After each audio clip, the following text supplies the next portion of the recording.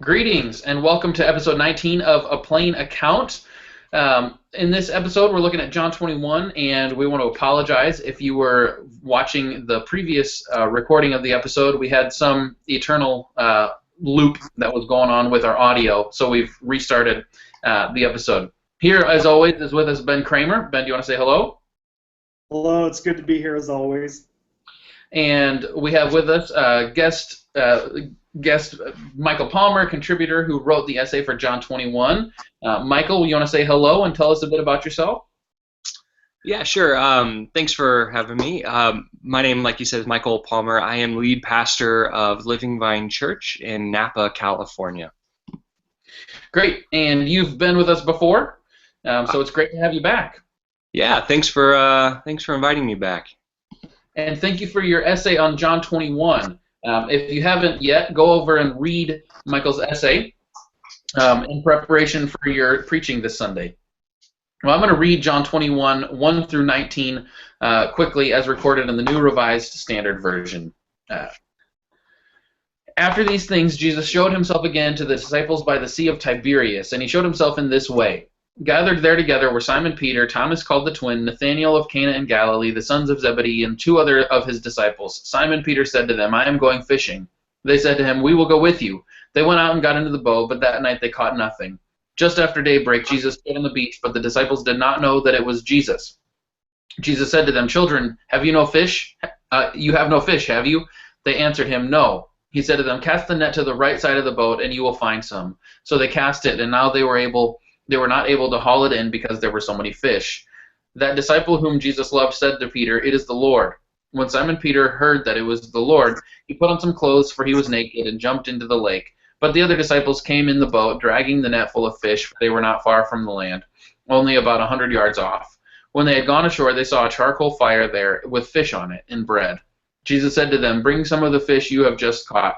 So Simon Peter went aboard and hauled the net ashore, full of large fish, 153 of them. And there were so many, the net was not. And though there were so many, the net was not torn. Jesus said to them, "Come and have breakfast." Now none of the disciples dared to ask him, "Who are you?" because they knew it was the Lord. Jesus came and took the bread and gave it to them, and did the same with the fish. This was now the third time that Jesus appeared to the disciples after he was raised from the dead. When they had finished breakfast, Jesus said to Simon Peter, "Simon, son of John, do you love me more than these?" He said to him, "Yes, Lord, you know that I love you." Jesus said to him, "Feed my lambs." A second time he said to him, "Simon, son of John, do you love me?" He said to him, "Yes, Lord, you know that I love you." Jesus said to him, "Tend my sheep." He said to him the third time, "Simon, son of John, do you love me?" Peter felt hurt because he said to him the third time, "Do you love me?" And he said to him, "Lord, you know everything. You know that I love you." Jesus said to him, "Feed my sheep. Very truly I tell you, when you were younger, you used to fasten your own belt and to go wherever you wished. But when you grow old, you will stretch out your hands, and someone else will fasten a belt around you and take you where you do not wish to go." He said this to indicate the kind of death by which he would glorify God. After this, he said to him, "Follow me." The written word of the Lord. Thanks be to God. Okay, so quite a bit going on in this larger pericope. What do we need to know about these passages? What's important for our preaching this Sunday? What's some historical and literary context for us? Well, right out the gate, we need to understand, as many contemporary scholars will agree, that this is probably not the gospel writer John's hand that pens this chapter. It's most likely the Johannine community that comes after John, who desired to resolve some of the tensions we have in concluding chapter 20. We don't have a prominent place for Peter, really, in the church.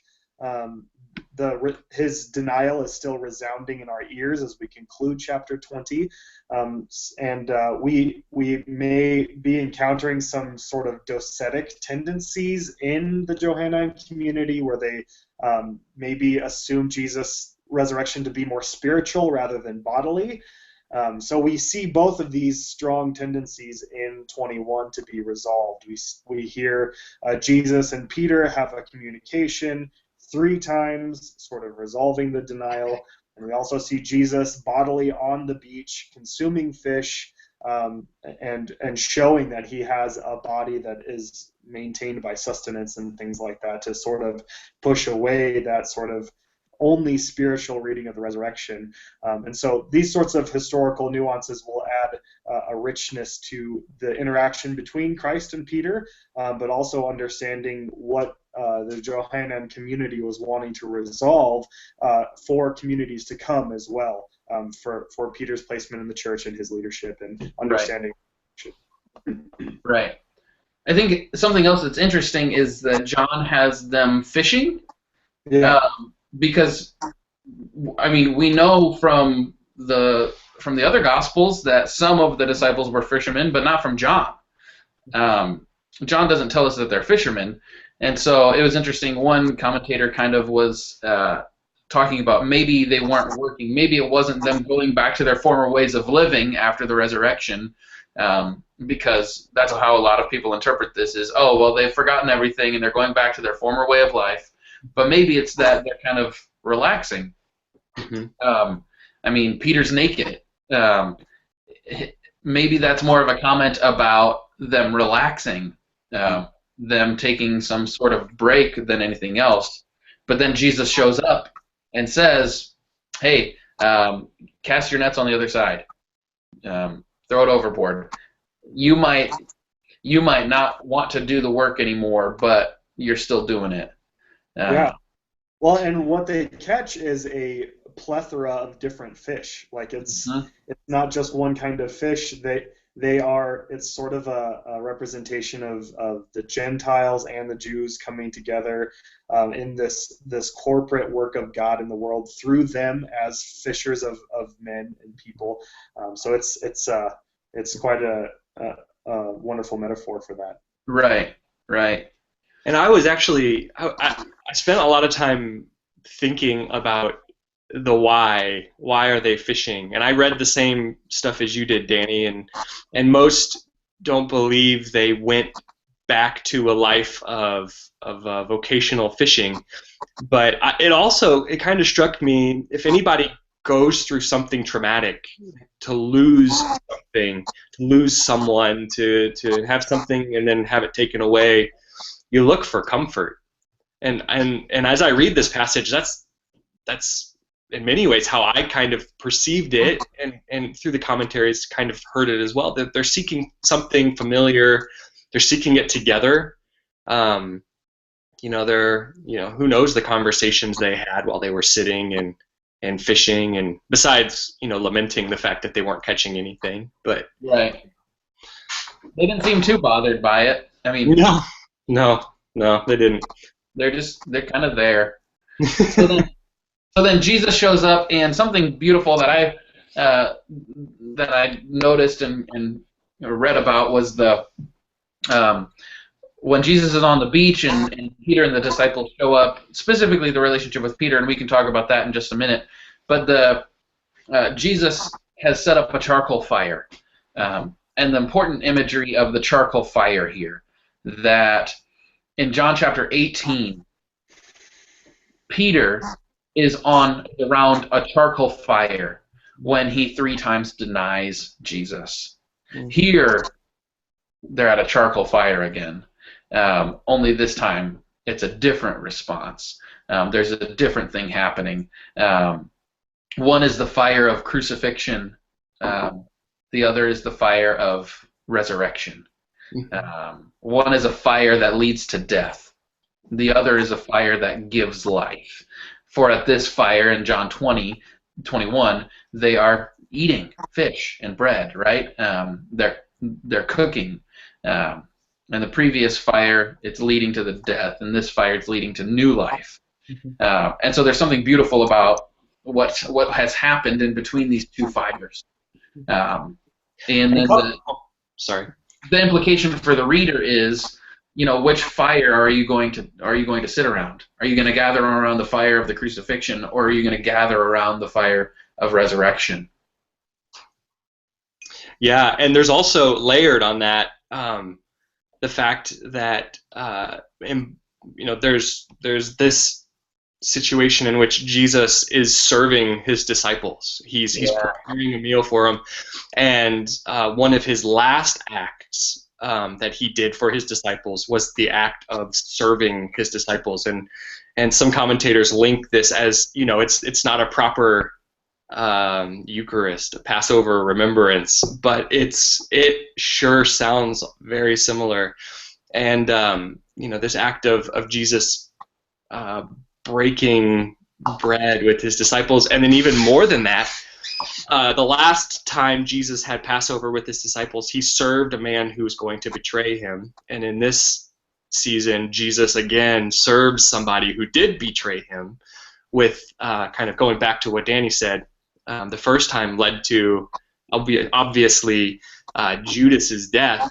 This time it led to Peter's reinstatement.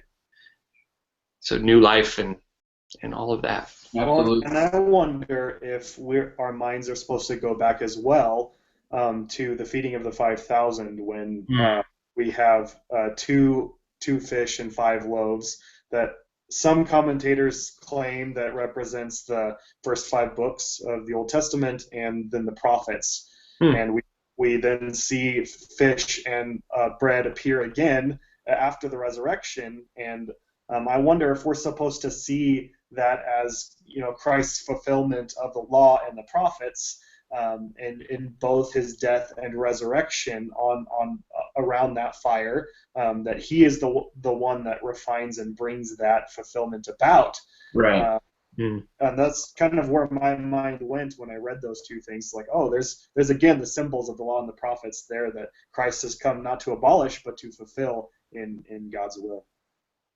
Right, and so then the focus shifts, Ben, as you kind of indicated, perhaps it shifts to Peter, because perhaps it was a bit of too much of a cliffhanger for the community to have Peter's kind of last remembrance be, I don't know him. And so you have Jesus kind of reclaiming Peter. Jesus asks him 3 times, do you love me? Do you love me? Do you love me? And I can't help but think of that oldie song, Now That I Can Dance, right? Do you love me now that I have bread and fish? He asks him 3 times, and Peter says 3 times, yes, I love you. It's kind of this reclamation of the denial, right? It's this undoing of the denial. And there's a lot happening with this I love you. I love you. If you love me, feed my sheep. Tend my lambs. Feed my sheep. Around the first fire, there were 3 denials. Around the second fire, there are 3 statements of love. Yeah, and commentators don't know what to do. They don't really agree with this, but it's a really interesting progression of I love yous, because when Jesus asks Peter the first and the second time, Peter, do you love me? He says the Greek word agape. Do you love me perfectly? And both the first and the second time, Jesus responds with phileo. Peter responds? Peter responds. What did I say? Jesus. Peter, it's important to differentiate. Yeah, Jesus asks, do you agape love me? Peter responds, I love you, phileo. The third time, Jesus comes back and says, do you love me? And he uses the word phileo. And Peter responds, of course I love you, phileo. And some commentators don't think that's anything. They just think it's a natural conversation in the way they just chose to speak. But others wonder if Jesus is not meeting Peter where he is. And there's an obvious change in Peter, the man who was very brash, and he's quick to say, no, Lord, I'll die for you. I'll never deny you. And this Peter, the post crucifixion Peter, is he seems much more aware of his shadow side. And so when Jesus asks him if he loves him perfectly, it's almost like he's saying, I love you, Lord, but I don't know if I can be brash enough to claim agape.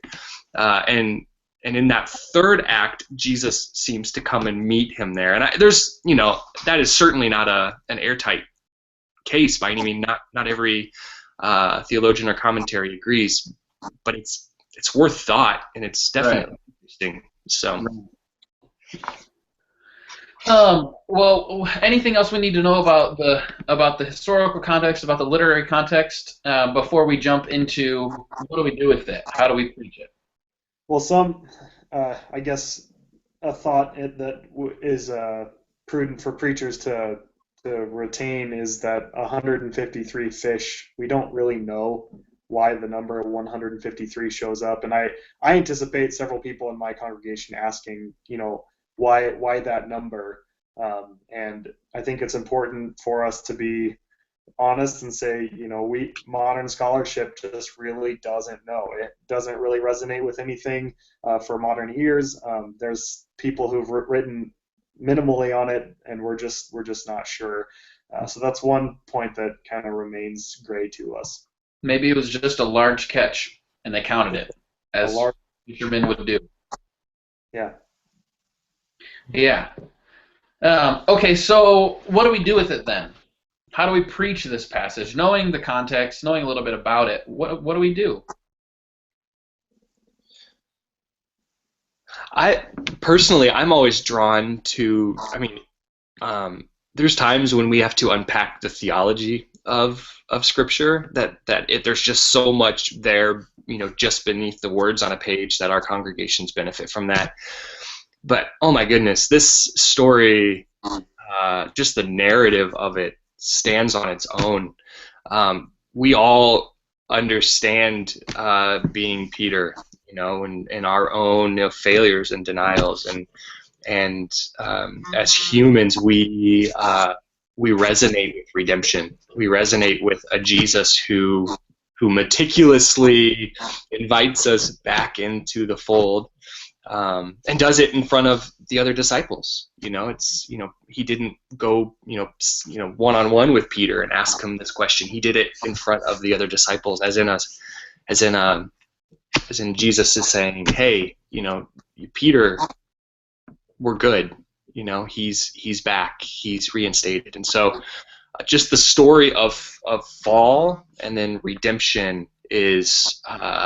It's strong, and it's the central thrust of this passage, I know, but I believe this kind of stands on its own in many ways. Just walking them through what's happening, it's really meaningful. Right, absolutely.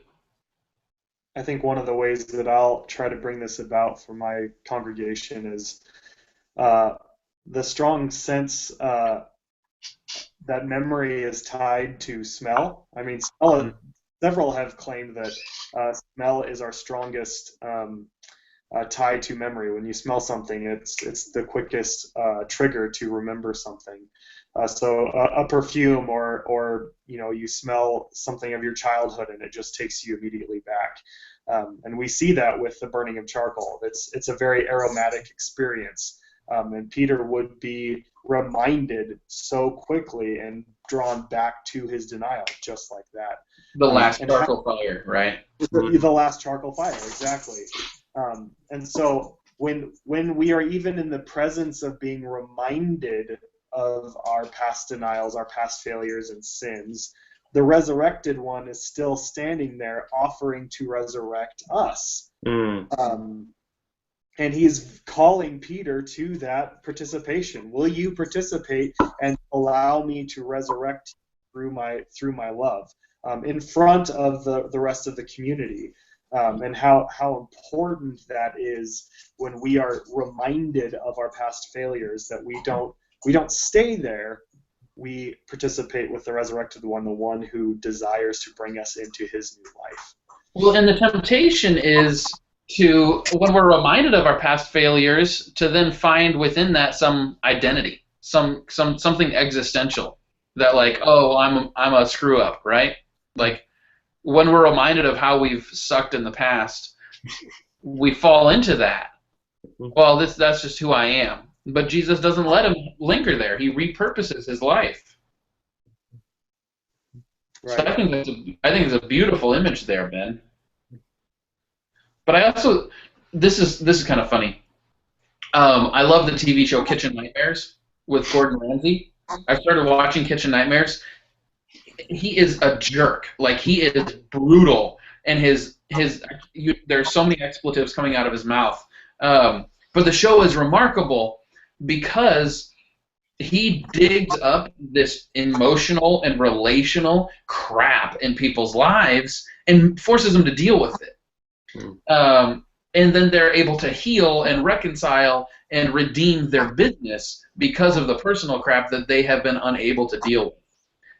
And as a pastor, it's interesting because it's all about leadership. It's all about how to motivate people. But anyway, Ben, that makes me think of Jesus is digging this stuff up. Peter, remember when you denied me? Here's a charcoal fire. Do you remember when you screwed me up, like when you screwed me over, when you denied me? Yeah. You remember that? Well, we need to reconcile. Yeah. We need to figure that out. Imagery, yeah. That imagery of the refiner's fire is that just keeps coming back to my mind about that, because he is pushing away Peter's understanding of things and false understanding of Christ that made him deny him to understand him in the light of truth, to bring about the glow and refinement of who Peter needs to be to carry on the gospel message. So that's very pertinent, Danny. So Jesus isn't afraid of confronting our sin and our denial. He's not afraid of bringing that up. The question is, how do we respond to it? How do we live into the confrontation? Yeah. And I think that this is a great passage to talk about belonging. A great commentary I read by David Luce, who's phenomenal all the time. He's phenomenal. He talked about belonging and purpose, and how Peter, at the end of chapter 20, Peter has fallen out of the community, right? I mean, he's still the guy who denied, but in this passage, Jesus brings him back in, and he creates a space of belonging here. And Brene Brown defines belonging as antithetical to fitting in. Fitting in is you change who you are in order to be accepted. Belonging is the opposite of that. It's being accepted as you are. And maybe we see some of that in the phileo language here. Maybe there's Jesus accepting Peter as he is, where he is, but then bringing him on to new places, transforming him. And so there is this public belonging taking place. Peter is welcomed back in by Jesus. If anybody's going to give Peter a hard time for denying Jesus, well, then they're going to have to contend with Jesus, who says, "You're welcome here." So we see this place of belonging, but then what does Jesus say? If you love me, feed my sheep. Tend my lambs, feed my sheep. It's not just belonging for the sake of belonging, it's belonging for the sake of the other. There's a purpose. And we're three millennials, right? Purpose is important to us. Belonging is important to us, right? We want a community that we can belong to. We want a narrative that's bigger than ourselves, but we also want to know that what we're doing has a purpose, that it's going to make a difference.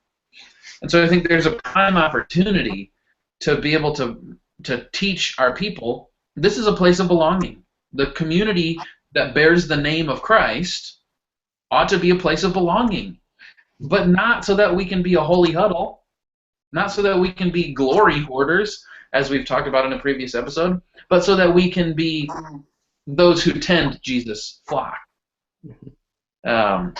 And I think it's important that we see, though, that our acts of justice, our acts of reconciliation, our loving kindness and walking humbly, these then flow out of our love. They flow out of our love for Jesus. We don't do these acts of justice in a vacuum. We do them out of worship. Our worship should push us towards feeding the sheep. And if it doesn't, then it makes us question what our worship really is. Right. So if you love me, feed my sheep. Yeah. And it reminds us that the spiritual journey, the journey of Christ-likeness, is often a downward journey. Because if you watch, like, how many times in the gospel accounts does Jesus rebuke the disciples for seeking privilege and position, and they just never got it. I mean, how many times did Jesus rebuke Peter, and he just didn't get it? And it took the ultimate failure, rock bottom. It took when he committed the most egregious of errors that his redemption was made whole, that his resurrection was made whole. And we often make our parishioners afraid of failure. And, we should certainly not offer cheap grace and just say, do whatever you want. Don't hear me saying that, but there's something in the dying that allows Christ to resurrect us. And just naming that and helping people see, that was the end of a very long process of Peter being forced to crucify this part of himself, die to this part of himself. Right. And it was painful, and so. Well, I kind of want to speak to the last verse where we get sort of a peering into the future of Peter's death. And I feel like it has such a rich message to our culture today. I don't know if you guys have read Bell's commentary called Habits of the Heart, talking about commitment in American life. He concludes, and there's a lot there, but he concludes on two statements that kind of solidify how Americans in this day and age go about commitment. One is for utilitarian goal. What am I going to get out of this relationship, this commitment, for myself? And the other is expressive individualism. How will this commitment make me feel? Do I feel like this is right and the right trajectory? So you have people entering into marriage because they bring out the inner child in me. They get me. They make me feel a certain way. Or you have commitments made because of what you can get out of it. And this progression of love that Christ is telling Peter, he's like, do you love me? And we would think, well, what are we going to get out of it? How does it make me feel? And you see Peter feeling this sort of unbalanced tension in answering his Savior. He's not really feeling great about it. He doesn't feel at home or comfortable or content. And he's testing him through that. And he finally says, well, I love you, phileo, and that's probably as far as I can go right now. And so Christ meets him where he's at. But then Jesus comes along and slams the other side, the utilitarian. This is what you're going to get out of it. Crucifixion. You're going to die because of this service. And so when we ask people to gather around the table, we may do well as preachers to say, are you going about this for what you can get out of it, or how Jesus makes you feel? Or are you going about it so that Christ's image can be reflected in the world? And how you feel about it and what you get out of it may become secondary to that commitment to Christ's image being reflected in the world. And that is an act of service. It is feeding sheep, feeding sheep, feeding sheep. It is what you are served by Christ to serve others, not necessarily what you can get out of it and how it makes you feel. And so hearing that is just such a critique to our sort of brand of commitment in our culture today. Right. Right. And then the final words in this pericope, Jesus to the disciples, or to Peter, right? And this is specifically to Peter, isn't it? I mean, follow me, right? This is the one who said he would never deny, right? Never this is deny. the one who said, I would die for you. This is the one who said, don't wash only my feet, but my hands and my head also. Now Jesus says to this one who formerly denied and who formerly betrayed, who is now saying, I love you, he's telling him, now follow me. Now you can follow me. And we'll see that in Peter's life. In the book of Acts we see it. And then even in his death. So it seems like there's always that opportunity to follow again, isn't it? I mean, it's always there. So, any final words before we conclude this episode? Anything else we need to think about in our preaching? Any homiletical handles? Perhaps those of us who are concluding with communion could do so inviting all, no matter where we find ourselves, that it is an opportunity, a means of grace to follow again with full commitment to Christ. That no matter where we find ourselves in remembering our sin or in just delighted that God has resurrected us through Christ, that we all share the one table together in the commitment within community, no matter where we find ourselves, to answer that call and to have that become the core of who we are through our partaking of Christ's body and blood. Absolutely. You could do communion with fish. Yeah, that'd be good. Goldfish crackers or like that? Yeah. There you go.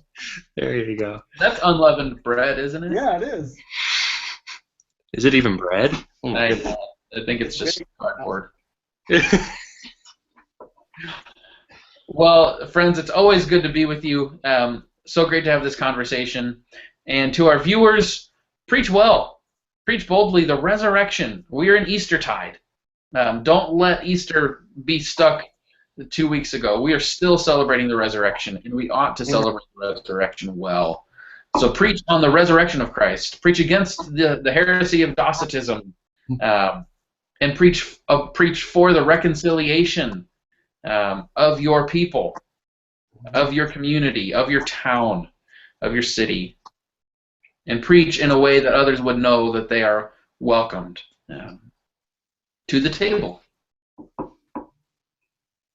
So make sure to subscribe to a Plain account. You can subscribe through Facebook, through the website. Like us on Facebook, follow us on Twitter, check us out on Instagram. And thanks again for viewing, and we'll see you next week. Preach well. And again, Michael, thanks for joining us today. Great to have you here. Hey, thanks for inviting me, guys. It was a pleasure. Take care. Peace. Bye. Peace be-